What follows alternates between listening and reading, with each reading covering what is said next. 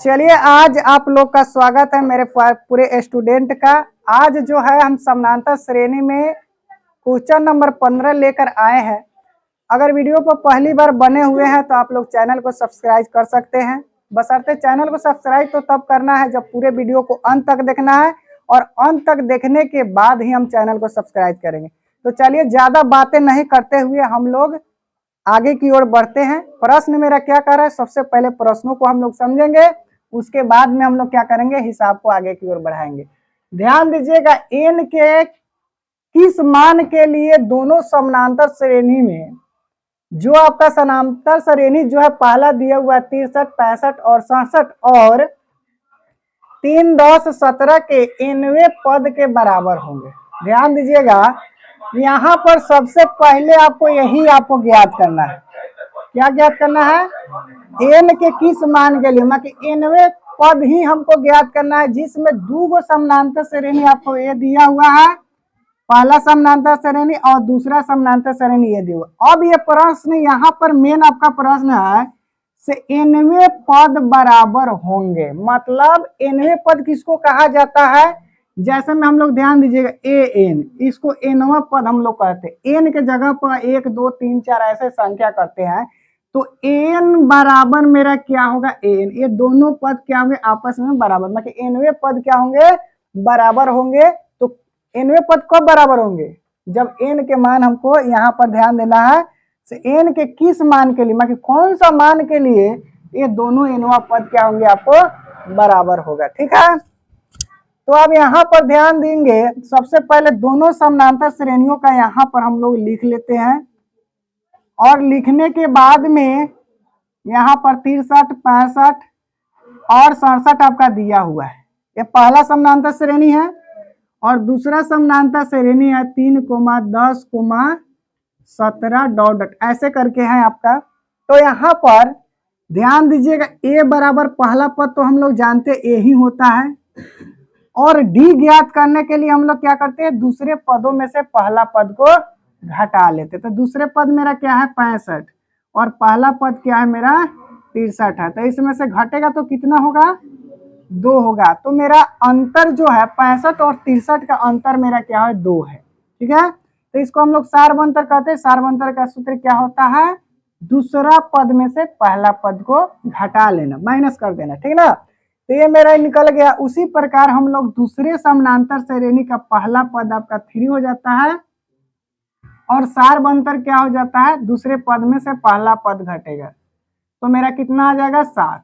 अब क्या कर रहा है? प्रश्न के अनुसार nवां पद बराबर करना है। तो nवां पद बराबर करना है तो a प्लस क्या हो जाएगा?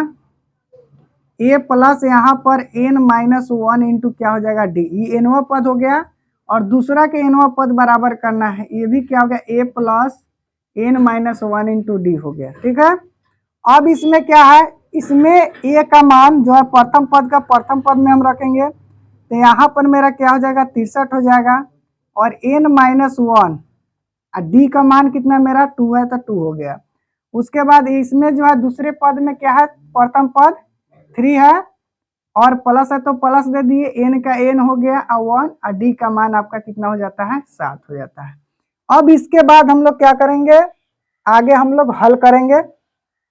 तो यहाँ पर 63 के 63 हो जाता है, और इसको हम लोग क्या करेंगे? इसका गुणांक है तो अंदर गुना कर लेते हैं, तो 2n हो जाएगा, -2 होगा, और इसके बाद में है 3 प्लस 7n माइनस क्या है? 7 है। अब ध्यान देना है, से क्या प्रश्न पूछ रहा है? nवां पद। कौन सा पद? nवां पद। यहाँ पर देखिए, nवां n के किस मान के लिए। अब इसमें जो है अपने जाति की ओर, जैसे हम n के मान ज्ञात करें हैं, तो अपने जाति की ओर क्या करना है? भेज देना है। तो जब भी हम लोग बराबर से इधर चाहे उधर जब भी करते हैं, तो मैं अपने मूल चिन्हों को त्याग कर देते हैं। मूल चिन्ह मेरा क्या है? जैसे मैं प्लस हूं, तो जब भी बराबर के उधर जाके क्या हो जाएगा? माइनस हो जाएगा। तो चलिए यहाँ पर ध्यान दीजिए, यहाँ सबसे पहले 2n है।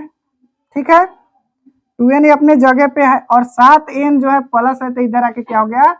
माइनस हो गया। ध्यान से देखिएगा। अब यहाँ पर ये जो बराबर के बाद वाला जो है अंक, उसको हम पहले लिख लेते हैं। यहाँ पर 3 और -7, ठीक है। अब यहाँ पर देखिए 63 आपका प्लस है तो माइनस हो जाएगा, यहाँ पर 2 माइनस है तो यहाँ पर प्लस हो जाएगा, ठीक है। अब इसमें से घटा लीजिए, 7n में से 2n घटेगा तो -5n होगा। अब यहाँ पर देखो प्लस वाला को सबसे पहले जोड़ लो, ये दोनों आपका प्लस में है तो 3 और 2 5 हो जाएगा, और 63 और 7 कितना हो जाएगा 70। ये दोनों के दोनों माइनस है, जुटेगा पर अपने चिन्हों को कभी छोड़ेगा नहीं, क्योंकि -63 -7। अक्सर विद्यार्थी यहाँ पर क्या कर देते हैं, जब सर लोग हम लोग को बताते हैं से माइनस माइनस क्या होता है, प्लस होता है, तो माइनस माइनस प्लस किस क्रियाओं में होता है ये नहीं समझता है, सीधे समझ लेता है से माइनस माइनस प्लस हो गया। वास्तव में ये प्लस होता है पर अपने चिन्हों को छोड़ता नहीं है। यहाँ पर जोड़ घटाव की क्रिया में जुटता तो है लेकिन अपने मूल चिन्ह को नहीं छोड़ता है। -63 -8 ये दोनों तो जुटा ही, लेकिन चिन्ह इसका क्या है, माइनस है तो -70 हो गया, ठीक है। और बहुत ऐसे विद्यार्थी है जैसे माइनस माइनस प्लस कर लेते हैं तो 63 और 7 क्या कर दे, 70 तो करेंगे ही लेकिन यहाँ पर प्लस का चिन्ह दे देता है।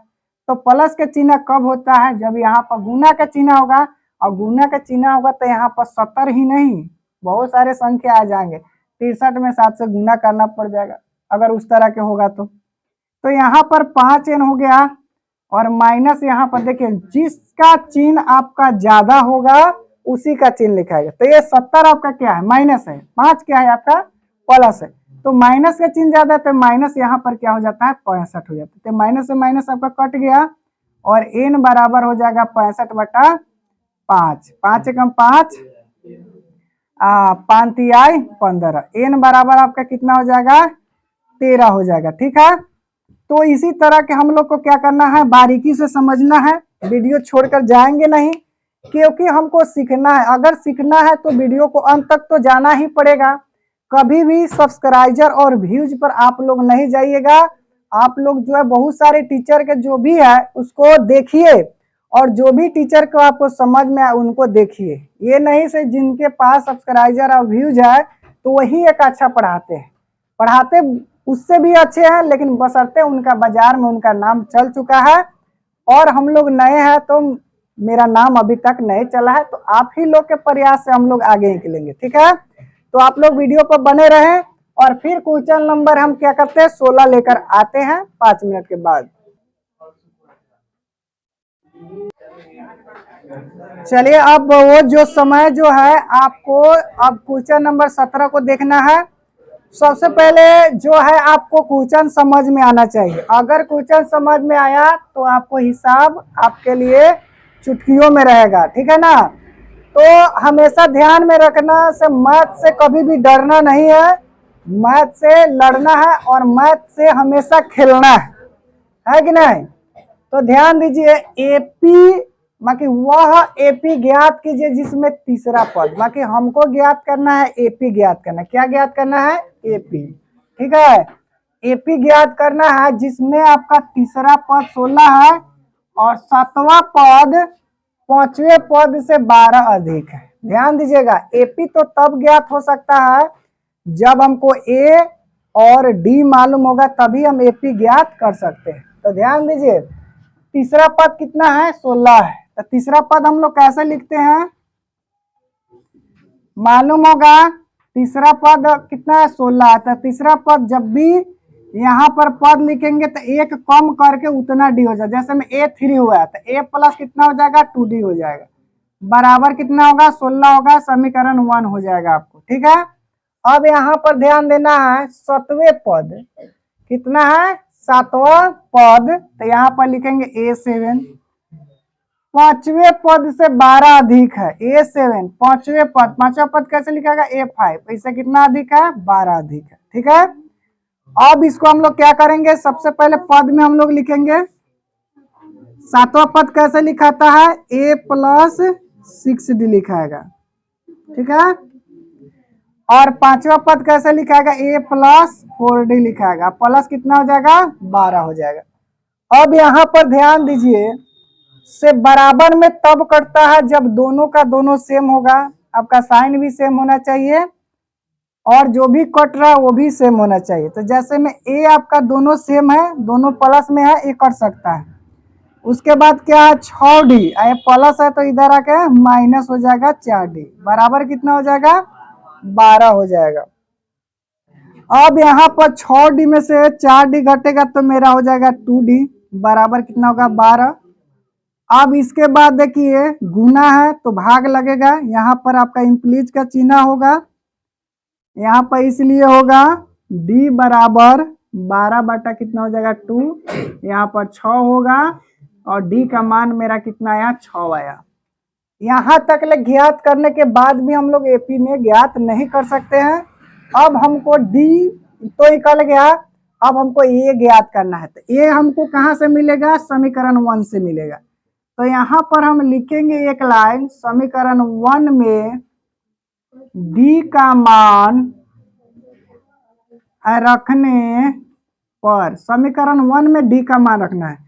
तो सबसे पहले समीकरण 1 जो है यहाँ पर हम लोग लिख लेते हैं, a प्लस 2D आपका दिया हुआ है, कितना है 16, तो a आपका तो a रहेगा ही, 2 गुने D का मान आपको रखना है। D का मान कितना है 6, तो यहाँ पर 6 कर देना है, अब बराबर कितना हो जाएगा 16 हो जाएगा। तो a प्लस 6 दूना कितना हो जाएगा 12, यहाँ पर 16 हो जाएगा, ये प्लस है तो उधर जाके क्या हो जाएगा माइनस हो जाएगा, तो 16 माइनस हो जाएगा 12 और a बराबर आपका कितना हो जाएगा 4। अब a का भी मान आपको ज्ञात हो गया। तो चलिए एपी हम लोग कैसे ज्ञात करेंगे, तो एपी हम लोग लिखते हैं एपी बराबर a comma a plus D a plus 2D, ऐसे करके हम जहां तक ले चाहेंगे उतना हम लोग एपी में दर्शा सकते हैं। अब यहाँ पर देखा जाए a का मान कितना है मेरा 4 है, तो 4 लिख दिए, तो 4 प्लस D का मान कितना है 6, तो 6 लिख दिए, ठीक है। फिर यहाँ पर ये 4 है और D मेरा कितने हैं 6 है, तो 4 कोमा यहाँ पर 10 हो जाता है और कोमा कितना हो जाएगा 4 प्लस हो जाएगा 6 दूना 12, तो यहाँ पर 4 कोमा 10 कोमा 12 4 हो जाएगा 16। तो इस तरह से हम लोग एपी ज्ञात कर लिए, ठीक है। अब यहाँ पर ध्यान देना है, जब भी यहाँ प्रश्न देखिएगा तीसरा पद 16वां पद, मतलब तीसरा पद 16वां पद है और यहाँ से ए और डी का मान ज्ञात करके तब हम जाके एपी में क्या कर सकते हैं, लिख सकते हैं, जो इस सूत्रों के मदद से हम लोग काम करेंगे, ठीक है। तो ये सारे जो बन गए हैं इसको आराम से शॉर्ट स्क्रीन कर लीजिए और उसको कॉपी में ऐड कर लीजिएगा, ताकि आपको फिर दूसरा बार देखने की जरूरत नहीं पड़ेगा। इसको शॉर्ट स्क्रीन कर सकते हैं आप लोग, चलिए कर ही लिए होंगे। अब हम लोग क्वेश्चन नंबर 17 की ओर चलते हैं। चलिए क्वेश्चन नंबर जो 17 जो आप लोग देख रहे हैं, 17 अक्सर विद्यार्थियों को काफी टेंशन का कारण बना है। तो आज इसी वीडियो में इस टेंशन को हम खत्म ना कर दिए तो मेरे वीडियो को डिलीट इसी समय कर देना, ठीक है। तो ध्यान दीजिएगा, इसमें जो है औरों की तरह नहीं है, जैसे एपी में हम लोग देखे हुए हैं और साधारण सी हम बनाए हुए उस तरह के इसमें कुछ अलग है, इसीलिए इसमें थोड़ा सा आपको अच्छा तरीका से समझ के बनाना पड़ेगा। और सबसे पहले प्रश्न को समझिए। चलिए यहाँ पर ध्यान दीजिए, आपको तो ये एपी में दिखाई तो दे रहा है, पर ये आपको मालूम है ऐसे कौन सा पद ये है। अक्सर विद्यार्थी इसको क्या मानेगा, एन मारेगा, क्योंकि लास्ट पद उसको महसूस होगा ही, है कि ना। ये 1,8,13 इस तरह करते करते जो लास्ट पद है उसको हम लोग एल या एन मानेंगे, और वास्तव में है भी, लेकिन यहाँ से आपको चेंज होता है अंत से, लेकिन लास्ट से कह रहा है, लेकिन किसी भी प्रश्न में नहीं कहा गया है से अंत से। यहाँ तक ले आपका सब सही है, लेकिन यहाँ से क्वेश्चन आपका चेंज होता है, जिसके कारण आपसे हिसाब नहीं बन पाता है। अब यहाँ अंत अंतिम पद से, मतलब लास्ट पद से बात कर रहा है, यहाँ से 253वां पद से 20वां पद ज्ञात करना है। अगर यही अंतिमवा पद से 20वां पद नहीं दिया रहता तो आपको बनाने में कोई परेशानियां नहीं होती। इसका एक स्पेशल सूत्र हम लिखने जा रहे हैं, जो किसी प्रकाशन वाले ने नहीं लिखे हैं, लेकिन आपका एक आलोक प्रकाशन ही है जो आपको ये सूत्र देते हैं, बाकी जो है ये सूत्र नहीं दिए हैं। अब यहाँ पर देखिए प्रथम पद आपका ए हो गया, कितना 3, और सार्वभौमंतर तो जानते ही है, दूसरे पद में से प्रथम पद घटता है, तो यहाँ पर कितना हो जाएगा 5 हो जाएगा, और एल अंतिमवा पद आपका हो जाएगा कितना 253 होगा। अब यहाँ से आपका खेल शुरू होता है, यहाँ से आपका खेल शुरू होगा समझने के लिए। यहाँ पर लिखेंगे अंत से एनवा पद बराबर, इसका सूत्र होता है L minus N minus 1 into D. ये आपका अंत से एनवा पद का आपका स्पेशल सूत्र है, इसको आप लोग ध्यान दीजिएगा। जब भी इस तरह के प्रश्न आपको पूछा जाए तो यही सूत्र का लागू करना है, तभी जाके आपका हिसाब आसान हो सकता है। अब अंत से एनवा पद, तो इसमें क्या कह रहा है 20वां पद, तो यहाँ पर हम लिखेंगे ए 20 बराबर एल आपका कितना है 253, और एन आपका कितना है, एन आपको ज्ञात ही करना है, ये आपको ज्ञात नहीं करना है, यहाँ पर बैठा हुआ है ए एन, एन का मानना है, तो एन आपका 20 है तो यहाँ पर 20 लिख देंगे, और -1 है तो 1, और डी का मान मेरा कितना है 5 है तो 5 हो गया। अब यहाँ पर 253 यहाँ घटेगा, 20 में से 1 19 गुने 5 हो जाएगा, 253 गुना करेंगे तो कितना होगा 19 पचे 95, घट कर कितना आएगा, घट कर 178 आता है शायद 158, तो 158 यहाँ पर घटे, यहाँ पर देखिए 13 में से 5 गया 8, ये आपका हो जाएगा 4, 4 में से 9 नहीं घटेगा 14, 14 में से 9 घटेगा 5, और ये हो जाएगा आपका 1। तो अंत से 20वां पद आपका कितना हो गया 158, समझ गए। तो आप लोग सबसे पहले समाप्त होने से पहले इसको शॉर्ट स्क्रीन कर लीजिए, क्योंकि आपके लिए काफी बहुमूल्य है, ठीक है। तो उसके बाद में हम लोग क्या करेंगे, चलिए हम इस वीडियो को समाप्त करते हैं, अपने बातों को भी विराम देते हैं। जय हिंद, जय भारत।